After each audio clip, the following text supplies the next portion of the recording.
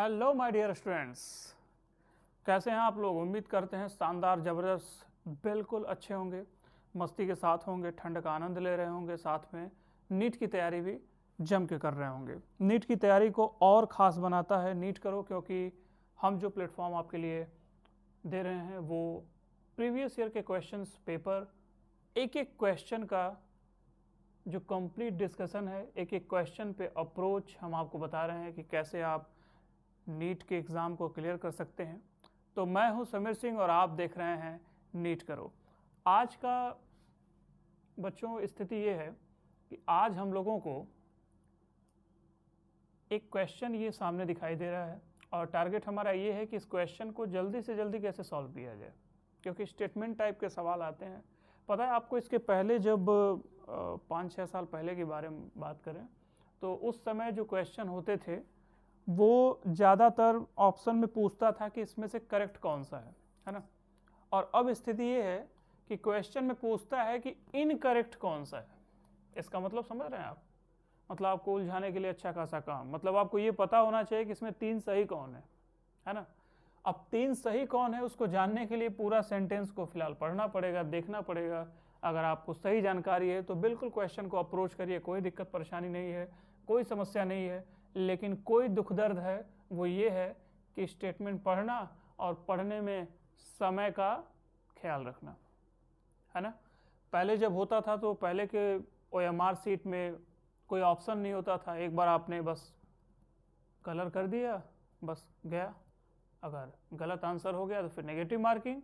और यहाँ पे जब से NTA एग्ज़ाम कराने लगी है, या फिर कहें कि जब से ऑनलाइन एग्ज़ाम होने लगा, तब से पैटर्न काफ़ी चेंज हुआ और लोगों को एक राहत की खबर ये रही कि वो अपने ऑप्शन को बदल सकते हैं, है ना। तो चलिए ज़रा इस क्वेश्चन को, अप्रोच को देखते हैं। क्या लगता है कि क्वेश्चन पढ़ने के बाद आपने अब तक तो पढ़ ही लिया होगा, किस यूनिट से दिया गया है। तो आप बिल्कुल सही सोच रहे होंगे, ये unit number 2 class 11 atomic structure से दिया गया है, ठीक है।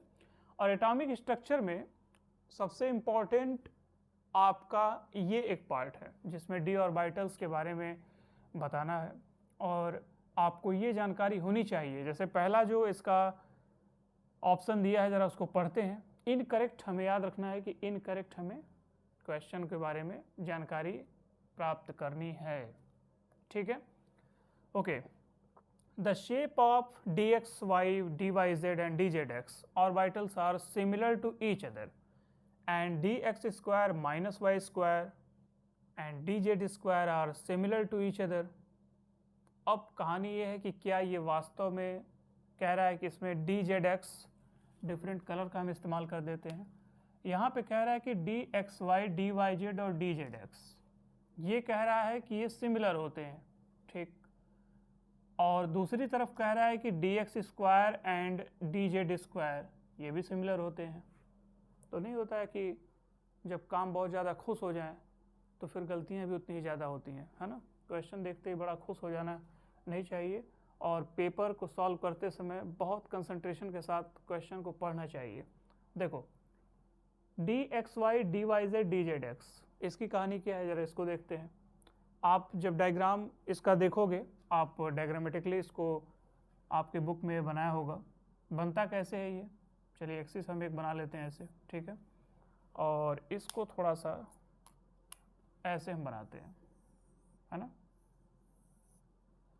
तो ये तीनों का होता है, dxy का, dyz का और dzx का। तीनों का शेप सिमिलर होता है, ये बिल्कुल ठीक बात है। दूसरे केस में अगर हम देखें तो यहाँ पे dx स्क्वायर वाई स्क्वायर की कहानी दिया है और एक dz स्क्वायर के बारे में भी हम देखेंगे, इसकी क्या कहानी उसके बारे में भी जानेंगे। तो ज़रा देखो dx स्क्वायर वाई स्क्वायर का क्या है। तो ऐसे केसेस में ये देखा गया है कि ये आपका ओरिजिन पे रहता है ना। ऐसे ये है आपका dx square minus Y square, right. और dz स्क्वायर क्या है, ये है, ये z है ना। और ये आपका dz स्क्वायर का शेप है। क्या लगता है पहला तो ठीक मिल गया, D X Y D Y Z D Z X, ये तो बिल्कुल ठीक बात है, पहला तो सही है। दूसरा कह रहा है कि ये दोनों भी सिमिलर हैं, तो क्या ये सिमिलर दिखाई दे रहा है? आप कहेंगे बिल्कुल नहीं। तो इसका मतलब पहला ही ऑप्शन क्या है?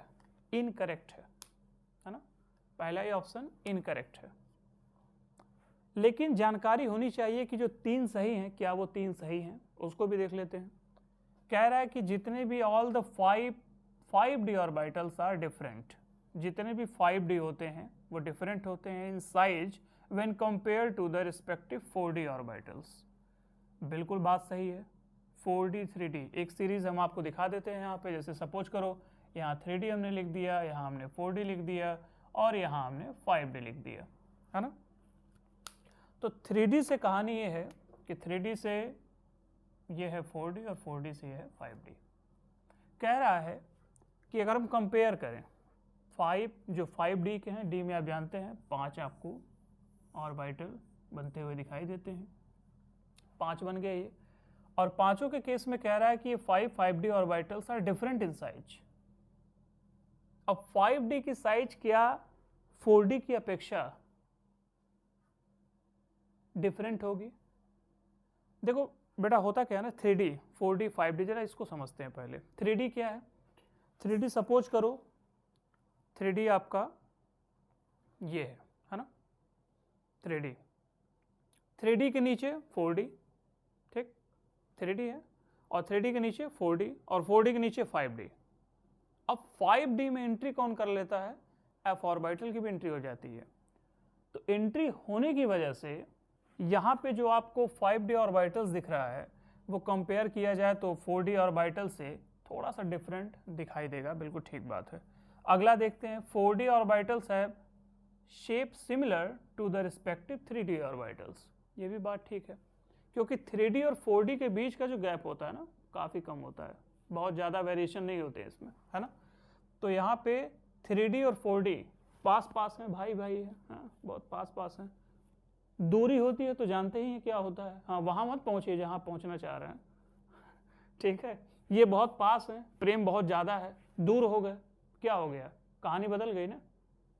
तो 3d से 5d तो कहीं से भी है ना, 4d पास में, 4d से 5d। अब ये 3d का स्तर है यहाँ पे, ये 4d का है और ये 5d का है। 4d 5d के अंतर वैसे भी ज़्यादा हो गया, 3d 4d थोड़े पास में है। तो ये कहा जा सकता है कि जो 4d ऑर्बिटल्स हैं उनका शेप सिमिलर हो सकता है 3d से, बिल्कुल ठीक बात है। लास्ट स्टेटमेंट क्या दिया है कि in an atom all the 5 3 orbitals are equal in energy.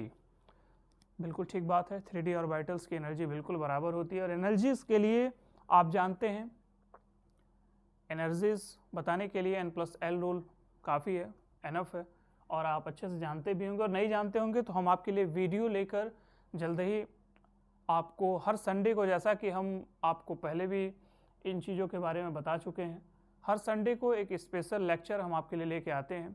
Her Sunday के दिन कुछ वीडियोस जो आपको मिलते हैं वो स्पेशल उन लोगों के लिए होते हैं जो केमिस्ट्री पढ़ते समय थोड़ी डिफ़िकल्टी फील करते हैं, उनको आसान करने के लिए हम सुपर ट्रिक का इस्तेमाल करते हैं। कुछ कोशिश करते हैं ऐसा कि नीट में समय की बचत हो और साथ में बहुत ही तेज़ी से हमारा दिमाग उस समय बूम करे, है ना। हाँ, ये नहीं कि बहुत ज़्यादा बूम कर जाए, ठीक है। क्वेश्चन पे अप्रोच अच्छा होना चाहिए और क्वेश्चन को करते समय लग जाए कि यार हाँ बस ये इनकरेक्ट है तो इनकरेक्ट है, बाकी का पढ़ने की क्या ज़रूरत है। पता चले पहला ही स्टेटमेंट में आप दुविधा में हैं तो ये तो फिर आपको और परेशान करेगा, है ना। पहले में अगर आपको समस्या आ रही है तो फिर दूसरा, तीसरा और चौथे ऑप्शन में तो आपको और ज़्यादा प्रॉब्लम आएगी, क्योंकि उसमें आपको फिर मिसकंसेप्शन होना लगेगा, है ना। तो इसलिए प्रॉपर्टीज़ को बड़े अच्छे से पढ़िएगा। नेक्स्ट वीडियोज़ में हम एक नए क्वेश्चन के साथ आपके सामने फिर हाजिर होंगे। तब तक के लिए पढ़ाई करते रहिए। Wishing a very all the best. Thank you.